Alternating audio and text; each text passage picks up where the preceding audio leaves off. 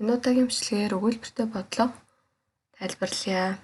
За энэхүү өгүүлбэртэй бодлогыг үзээд бичлэгийн төгсгөлд энэ бодлоготой адилхан бодлогуудыг авсаргаж оруулсан байна. Тэдгээр бодлогуудыг бодоорой. Математикийн дэвтэр учраас дөрвөлжин шугамтай бэлдсэн. За энд яг дэвтэр дээр бичиж байгаа юм шиг бичглэл, зураглал хийгдэх учраас сурагчид маань үзээд дэвтэр дээрээ яг дагаад хийхэд илүү тохиромжтой гэж бодож байна. За бодлого номер 1.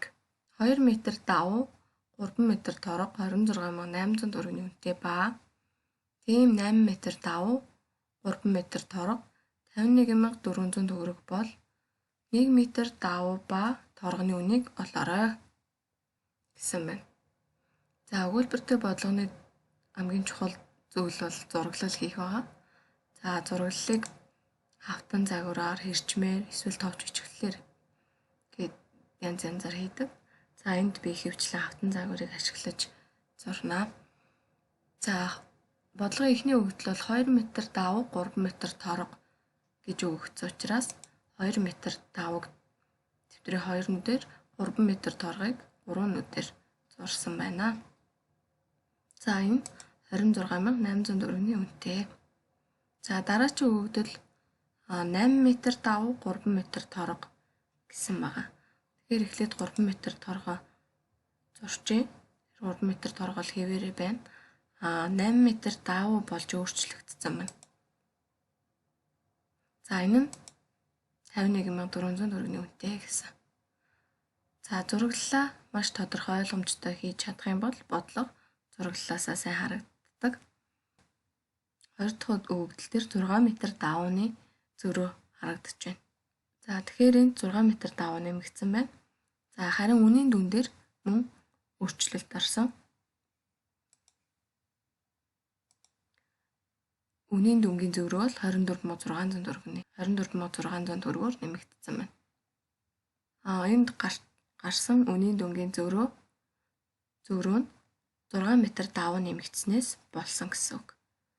За энэ бодлого бол зөрөө тооцох аргаар бодогдох бодлого байна. Тэгэхээр зөрөө тооцох аргаараа бодож үзье. Зураглалаас ойлгомжтой харагдаж байгаа. Нэг бичгэлэл болгож бичиж үзье. За давууны зөрөө хэд вэ? 8 м-ээс 2 м-ийг хасаад 6 м давууны зөрөө гарсан. Үнийн дүнгийн зөрүү бол 24600 төгрөг гэж гарсан.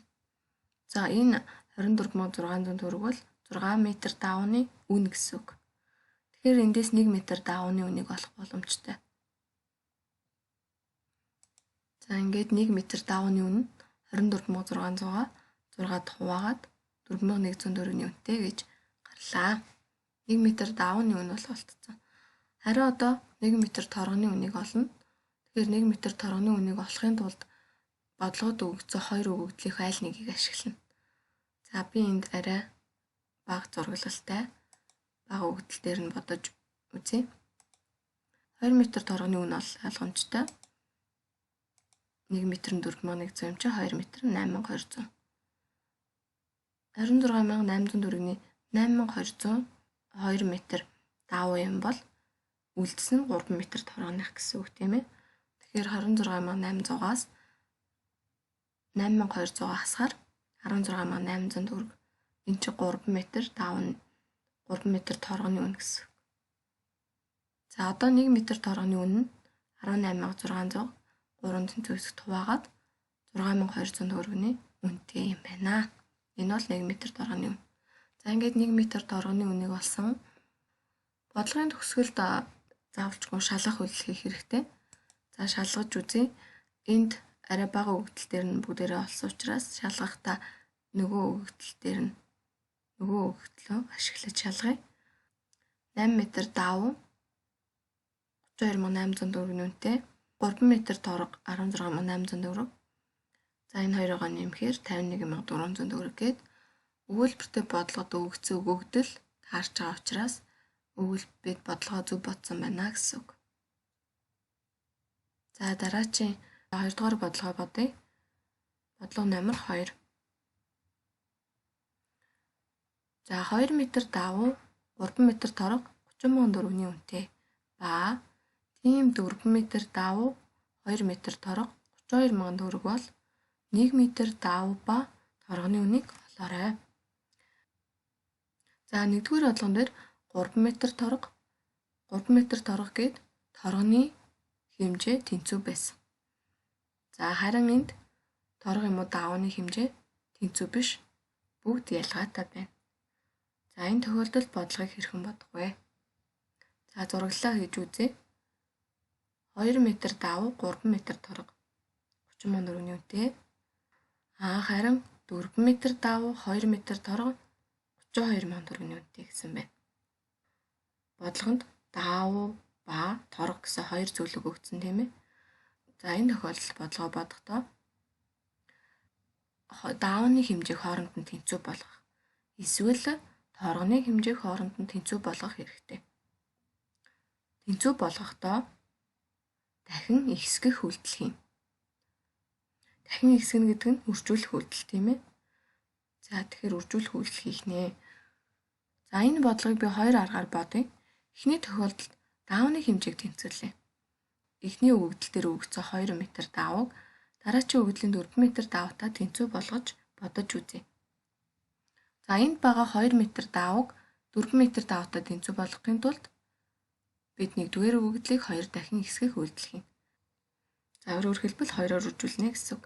2-оор үржүүлэхдээ эхний энэ өгөгдөл тус бүрийг 2 дахин ихсгэх байгаа. За ингээ 2 дахин ихсгэсний дараах зураглалыг бас хийж үзье. За 2 м давуу 2 дахин ихсээд 4 м болно. 3 м торго 6 м болно. Үнийн дүн ч гэсэн мөн адил 2 дахин ихсээд 60,000 төгрөг боллоо. За харин 2 дугаар өгөгдөл бол яг хэвээрээ тоорно гэж зурагдах байгаа. 2 дахин ихсгэсний дараах зураглал их чухал. За энэ зураглалаас бид зөрөөг олж харна. Давууг бид тэнцвүүлсэн учраас даван дээр зөрөө гарахгүй. Харин торгоны хэмжээ зөрөөтэй байна. 4 м торгоны зөрөө байна. Үнийн дүн дээр ч гэсэн мөн адил 28,000 төгрөгийн зөрөө харагдаж байна. Тэгэхээр энэ 28,000 төгрөгийн зөрөө бол энд илүү байсан 4 м торгоны үнэ гэсэн үг. За бодолтой хийж үзье. Торгоны зөрөө 4 м, үнийн дүнгийн зөрөө 28,000 төгрөг болсон. За одоо эндээс бид 1 м торгоны үнийг олох боломжтой. Ингээд 1 м торгоны үн 28,000-ыг 4 хуваагаад 7,000 төгрөг гэж олдлоо. За ингээд 1 м торго бол 7,000 төгрөгийн үнэтэй юм байна. За 1 м торгоны үн олдсон юм чинь 1 м давууны үнийг олоход амархан болсон. За эхний өгөгдөл дээрээ бодож үзье. 3 м торго 21,000 төгрөг. Тэгэхээр 30,000 төгрөгийн 21,000 нь 3 м торгоных юм бол 9,000 төгрөг нь 2 м давууны үн. 9,000-ыг 2 хуваагаад 4,500 1 м давууны үн. За ингээд 1 м давууны үн болтлоо. За одоо шалгаж үзье. Энд бодогдоогүй нөгөө өгөгдөл дээрээ шалгалаа. 4 м давуу нь 18,000 төгрөг, 2 м торго 14,000. Энэ хоёроо нэмэхээр 32,000 гээд бодлогын өгөгдөл таарч байна. За энэ удаад бид давууг тэнцвүүлж бодлоо. За одоо торгоны хэмжээг тэнцвүүлж бодож үзье. За бодлогын өгөгдөл бол яг хэвээрээ эхний зураглал бол яг адилхан хэвээрээ зурагдана. За одоо бид торгоны хэмжээг тэнцвүүлнэ. За ингэж тэнцвүүлэхийн тулд 3 м, 2 м энэ хоёр хэмжээг тэнцвүүлэх хамгийн ойрхон боломжийг олох хэрэгтэй болно. За тэгэхээр эхний өгөгдлийг 2 дахин ихсгээд дараачийн өгөгдлийг 3 дахин ихсгэх юм бол торгоны хэмжээ 6 м гээд тэнцүү болох боломж харагдаж байна. За ингээд дахин ихсгэсний дараах зураглалыг хийх хэрэгтэй тийм ээ. Ингээд зураглалаа үзье. За эхний өгөгдлийг 2 дахин ихсгэж байгаа. 4 м давуу 6 м торго үнийн дүн 60,000. За дараачийн өгөгдөл 3 дахин ихснэ. 4 м давуу 3 дахин ихсээд 12 м давуу болсон байна.